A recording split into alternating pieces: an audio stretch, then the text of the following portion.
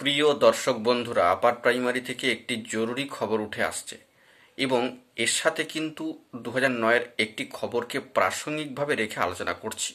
বিষয়টা এই কারণে আলোচনা করছি কারণ আপনি কি ইন্টারভিউ বঞ্চিত টেট পাস ট্রেন্ড? তবে কিন্তু এই ভিডিওটা আপনার জন্য। বন্ধুরা, ভিডিওটিকে তাই শেষ পর্যন্ত দেখে নিতেই হবে এবং চ্যানেলটিকে সাবস্ক্রাইব করে সঙ্গে থাকবেন। চলুন কথাবার্তা না বাড়িয়ে আমরা মূল আলোচনায় প্রবেশ করে যাই। বন্ধুরা, এই মুহূর্তে দাঁড়িয়ে মহামান্য কলকাতা হাইকোর্টের অনারেবল জাস্টিস রাজাশেখর মান্থা মহাশয়ের যে নির্দেশ, যে কাট অফ ডেটের মধ্যে যারা মামলা দাখিল করেছিলেন, যারা মামলাকারী পিটিশনার হয়েছিলেন, তাদের ক্ষেত্রে নিয়োগে কিন্তু ছাড়পত্র চলে এলো। হ্যাঁ, ঠিকই শুনছেন, প্রাথমিকে 2009-এর ক্ষেত্রে মালদা জেলার এই মুহূর্তে দাঁড়িয়ে 300+ পিটিশনারদের ভাগ্য খুলে গেল। সেই মর্মে মালদা গভর্নমেন্টের সাইটে নোটিফিকেশন চলে এসছে মালদা ডিপিএসসির বাকি 2009-এর নিয়োগকে কেন্দ্র করে। অবশ্যই পিটিশনার ভিত্তিক রিট পিটিশন যারা দাখিল করেছিলেন মামলাকারী, সেই দিক থেকে নর্থ 24 পরগনা 2009-এর প্রার্থীরাও কিন্তু বেশ ভালো জায়গাতেই রয়েছে। তো এই খবরটি এ কারণেই করতে হচ্ছে কারণ ইন্টারভিউ বঞ্চিত upper primary TET pass trend যারা রয়েছেন, যারা দীর্ঘ সময় ধরে আন্দোলন কর্মসূচি পালন করছেন, অবস্থান ধর্ণা মঞ্চ চালিয়ে যাচ্ছেন, আজকে 950তম দিন হয়ে গেল, আর কয়েকটা দিন অতিক্রান্ত হলেই 1000তম দিন হয়ে যাবে। তো সেই মর্মে দাঁড়িয়ে হাল ছাড়লে কিন্তু চলবে না।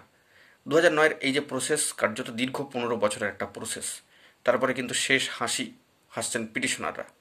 সেই দিক থেকে আপনাদেরকেও সতর্ক থাকতে হবে, মঞ্চের সঙ্গে যুক্ত থাকতে হবে, মঞ্চের সাথে এগিয়ে চলতে হবে, কর্মসূচিতে অংশগ্রহণ করতে হবে, অবশ্যই তালে তাল মিলিয়ে কিন্তু চলতে হবে, আন্দোলন কর্মসূচি, অবস্থান কর্মসূচি চালিয়ে যেতে হবে।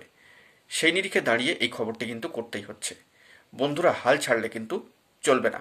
2009 কোথায়, আর এখন 2025 সাল, দীর্ঘ এতগুলি বছরের জার্নি, তারপরেও কিন্তু সফলতা পিটিশনারদের। তাহলে কেন ইন্টারভিউ বঞ্চিত আপার প্রাইমারি টেট পাস যদি আপনারা হয়ে থাকেন, টেট পাস ট্রেন্ড, তাহলে কেন আপনারা হাল ছাড়বেন? হাল ছাড়লে কিন্তু চলবে না, মঞ্চের সঙ্গে থাকতে হবে, কর্মসূচিগুলিতে অংশগ্রহণ করতে হবে। 950তম দিন অতিক্রান্ত হয়ে যাচ্ছে, কিন্তু অবস্থান কর্মসূচি চলবে।